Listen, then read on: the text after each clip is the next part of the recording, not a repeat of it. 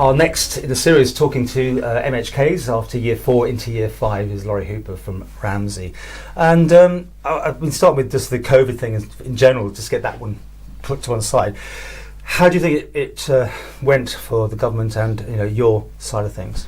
I think that there's an implication there that it's over. I don't think it is, not for a long shot, not for a lot of people.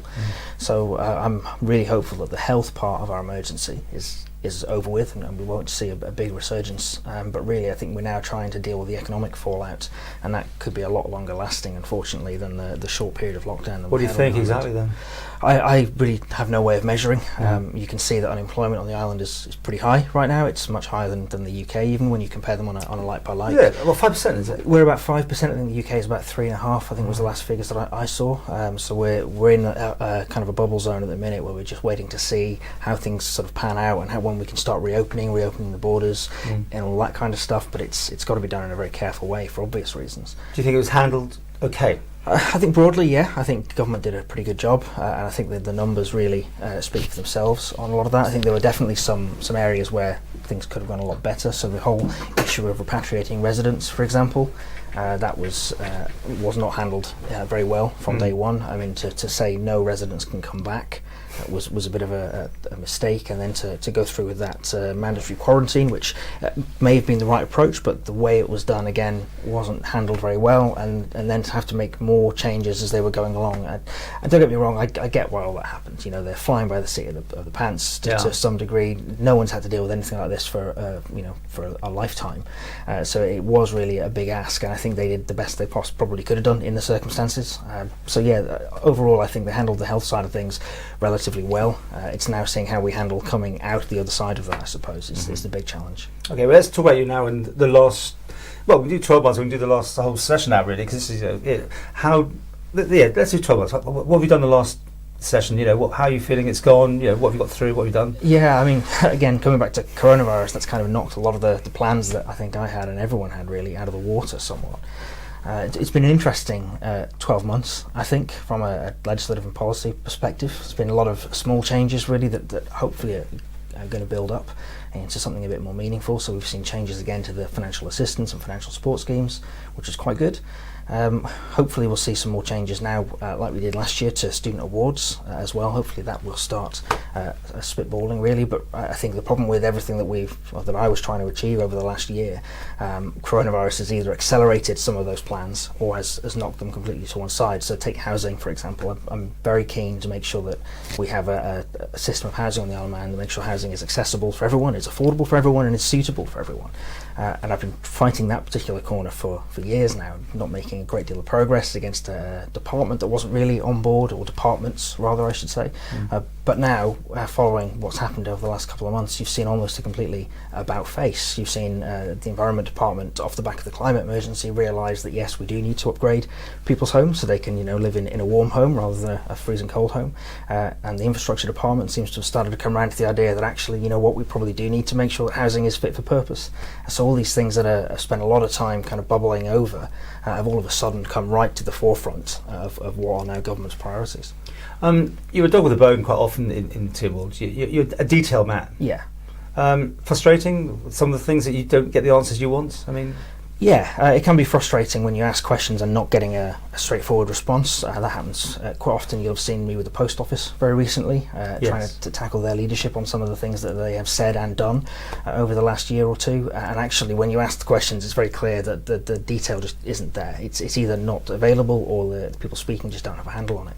And that's not very reassuring when you're actually looking to these people for answers. And I see my role as a backbencher, as that of a critical friend. So I'm an auditor by training. That's my profession. So my job was to look through the detail and try and help companies, and pointing out things that maybe could be done in a better way, in a different way, highlighting challenges or problems that they may want to address themselves.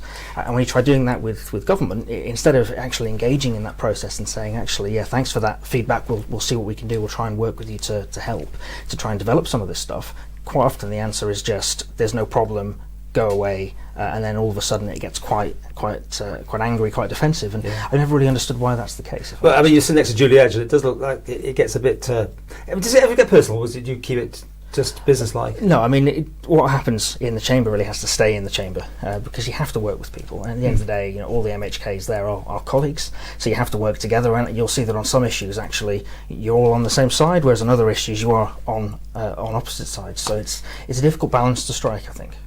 And what has gone on for you? I mean, bill-wise, or you know, actually, you going, I want to pass some legislation. Have you had anything that's happened in the last 12 months? Well, I've been still working on the legislation around the ability for people to purchase their own long leasehold. Yeah. My intention was to actually start consulting on that in March this year, but obviously everything's been thrown out of whack by quite a bit, so I'm hoping to get back to that now in the next parliamentary term. And if we've got your manifesto out, which I've got on here, I mean, I was having a quick look at it. How do you think you kind of feel now after the fourth year of this? And you know, have you stood by it? I mean, pensions, education, economy, a lot on the economy, and you know, keeping us a low tax jurisdiction, those sort of things. I was quite surprised, actually. Funnily enough, off the back of the Douglas South by-election, I thought, you know what, actually, you know, we're standing out as a party and we're saying all these things. I should probably check what it was I promised. Yeah. And actually going back through the manifesto just as a refresh, which you know you do every now and again to make sure that you're still on track and you're still delivering things. Yeah. I was quite surprised at the number of things in there that have actually been delivered or on the way to being delivered. Even the big things that I thought were, when I put them in the manifesto, I thought they were quite big asks. You know, I talked in there about a complete review of our tax and welfare systems. You know, at the time I was calling for an independent commission to do that piece of work. I still think that's the best way forward, and I thought putting that in there, it's highly unlikely to happen because it's a really big strategic level thing that needs to happen, but actually getting everyone on board with that is going to be really, really difficult. And yet a few months ago Alf announced he's doing a complete review of the national insurance system. Is that through you? Did you push him a bit? Again, I have been pushing for this for a while, and it seems that for a variety of reasons they've come around and decided, you know what, we need to do this. And I think that's great. I mean, one of the other things in there was about calling for an independent health regulator, something the party's been very keen on for a long time. And now, as part of the new Manx Care Bill, we're going to be enshrining in statute an independent health regulator. And so things that actually did seem like really big asks at the start of this administration, which may have not made a great deal of progress over the last couple of years, over the last 12 months, and really some sort of come forward very, very quickly, which is it's great news, I think. Now, with your LibVan hat on, I mean, there's two of you there now, obviously one. I'll deal with the future in a minute, but how did it work out, being LibVan, and you know, your own policies and the policies of the parties? Was there much conflict or anything like that? No, not really. This is the interesting thing about the party, because we're really more a party of principle at this point. So you've changed a bit, would you say? Yeah, because you were very much, you must vote with us this way and that sort of thing, and that's what some people couldn't do, right? Yeah. So traditionally, the party has been the traditional kind of party structure. Yeah. But over the last couple of years, me and Kate have been working very well together, actually, on this idea really that we both share a similar platform. We both share a similar ethos. We both agree, and actually most of the party agree where we want to get to. We might all disagree on some of the detail, and especially on some of the very fast-moving stuff that comes up during an administration that you just can't plan for. Yeah. And so the way me and Kate adopted this approach was to actually sit down and talk with each other, talk with the party membership about things that were happening, things that were coming up, you know, which way we were going to vote on certain things, and really trying to come to a middle ground on stuff that we couldn't agree on. And actually, even where we couldn't agree, we just, you know what, we'll just vote different ways. That's interesting. So when was that change sort of implemented? Or was it just a gradual thing? It's been a very gradual thing, actually, but I think coming out of it the other side has made me realise that actually that's probably the best way to be, that you sit back and you agree on some fundamental core principles that actually... So potentially you might not lose people in the future if this happens again. That's kind of the hope, really, is that and what's quite interesting is even when you're coming down and you're trying to say, look, this is what I think we should do, it's very rare that I've seen something put down in front of the party where they've said, actually, we don't agree with that. I mean, like Kate was very on the film industry thing, for instance. Yeah. Was that her mission or was that a party mission? Was that the sort of thing you may have not been quite so hot on it that she was? That's an interesting case in point, actually, because there have been a number of things over the years. So the Scottish Power issue, the Media Development Fund, that have been particular issues of Kate's for a while, or for Peter's, but they've always had the backing of the party when they do those things. So as a party, we're very keen and very firmly on the side of transparency and openness. And so if you make a mistake, you hold your hands up, you say, we tried this was the process we went through to get there, we knew what risks we were taking, and we did it in the full knowledge of all this, and it didn't work. Okay. And some things don't work, we all know that. Yeah. But as long as you've gone through a proper, sensible, reasoned process to get there, and you've taken what are acceptable risks, that's fine. We have to accept that not every risk you take is going to pan out.